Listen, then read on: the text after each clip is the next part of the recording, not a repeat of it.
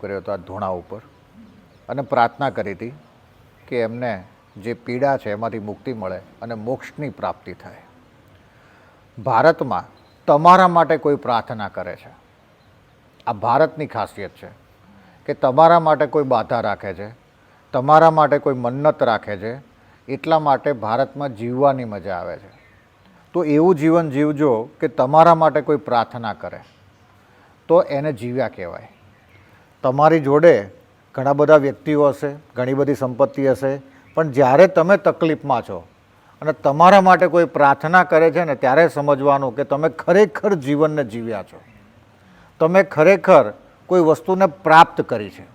નહીંતર અબજો કરોડોની સંપત્તિ બેંકમાં સીઝ થઈ ગઈ છે, કેટલી સ્થાવર જંગલ મિલકતો ઉપર કોઈએ દાવો કરી લીધો છે, પણ જ્યારે મરણ પથારી ઉપર હોય ત્યારે ગંગાજળ પીવડાવવા કે તુલસીનું એક પત્ર મોઢામાં મૂકવા માટે પણ કોઈ આવતું નથી.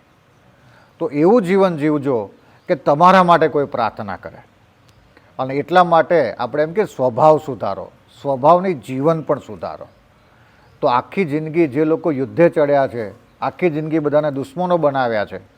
હા, ધર્મ માટે દુશ્મન બનાવો એ આખી અલગ વસ્તુ થાય, પણ નાની નાની વાતની અંદર સંઘર્ષ કર્યો છે તો એના માટે ક્યારેય કોઈ પ્રાર્થના પણ કરતું નથી.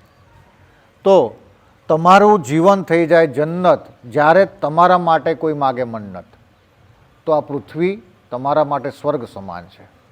તો આપણે જીવવાની મજા આવે અને એટલે માટે ભારતમાં કીધું છે સહનાવવતુ સહનૌ ભુનક્તુ સહવીર્યમ કરવાવહે તેજસ્વીનાવધિતમસ્તુ મા દ્વિષાવહે. ઓમ શાંતિ શાંતિ શાંતિ. આપણે જોડે રહીને જીવીએ અને નાની નાની વાતમાં જે સંઘર્ષ થતો હોય, મગજમારી થતી હોય, એમાંથી આપણે મુક્ત થઈ જઈએ. તો આજે આ પ્રાર્થના ગિરનારી મહારાજે સ્વીકાર કર્યો અને જે 1.5 મહિનાથી એમની પીડા હતી એ પીડામાંથી આ ધૂમ્રના માધ્યમથી આ સ્વર્ગમાં જાય. એક સરસ મારે તમને વાત કહેવી હતી કે જ્યારે ગાંધીજી સત્યાગ્રહમાં આઝાદીની ચળવળ ચલાવતા હતા ત્યારે યુરોપથી ઘણા બધા લોકો એમને મળવા આવતા હતા ગાંધી આશ્રમમાં. અને ગાંધીજીનો નિયમ હતો કે સવારે એ લોકો પ્રાર્થના કરે પહેલી.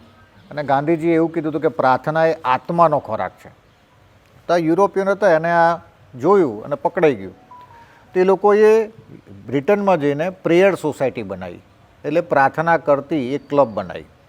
હવે એનું શું કામ કે સેકન્ડ વર્લ્ડ વોરમાં જે સૈનિકો ઘાયલ થયા હતા અને હોસ્પિટલમાં હતા એ સૈનિકોની હોસ્પિટલમાં જાય અને રૂમે રૂમે ખાટલે ખાટલે જઈને પૂછે કે તમારે પ્રાર્થના કરાવી છે, જેનો કોઈ ચાર્જ નથી. એટલે ઘણા કે હા અમારે પ્રાર્થના કરાવી છે, ઘણા કે નથી કરાવી કારણ કે અમે આમાં નથી માનતા. પણ ડૉક્ટરોને આશ્ચર્ય થયું કે જે પેશન્ટો માટે પ્રાર્થના કરવામાં આવી હતી એ પેશન્ટ્સ બીજાની કમ્પેરિઝનમાં જલ્દી સાજા થઈ ગયા. દવા તો હતી જ, એટલે આપણે ત્યાં દવા અને દુવા બેની વાત કરે છે. એક સ્ટેજ ઉપર ડૉક્ટર પણ તમને આવીને એવું કહી જાય કે હવે આ ભગવાનના ભરોસે છે બધું, હવે ભગવાન કરે તે સાચું. બસ જીવનની અંદર પ્રાર્થનાનો એટલો બધો મહત્વતા છે. તો એ બ્રિટનમાં પ્રેયર સોસાયટી આજે પણ ચાલે છે અને એ સોસાયટી પાછી અમેરિકામાં પણ બની, પણ આપણને ખબર નથી. કેમ? કારણ કે આપણે પ્રાર્થનાને નોર્મલ પ્રાર્થના, કદાચ પ્રાર્થના કરવાનો આપણી જોડે સમય પણ નથી, પણ આજથી તમે જીવનમાં એક સંકલ્પ કરજો કે સવારે 5 મિનિટની તમારા કુળદેવીની સામે, ઈષ્ટ દેવતાની સામે એક દીપક ગાયના ઘીનો પ્રજ્વલિત કરીને 2 હાથ જોડીને એક પ્રાર્થના કરજો કે તેજ આપો, પ્રકાશ આપો, કીર્તિ આપો, પ્રતિષ્ઠા આપો, જ્ઞાન આપો, કલ્યાણ કરો.